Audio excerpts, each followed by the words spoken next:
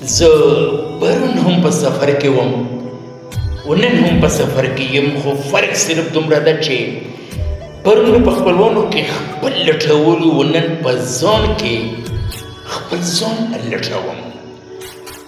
شیرینه وروره، د ډېرو سوي سوي اسویلو او د خوږو خوږو زخمونو او د درد دلې رویو نه بعد هم خپل ځان د خپل ژوند په جولې کې اچول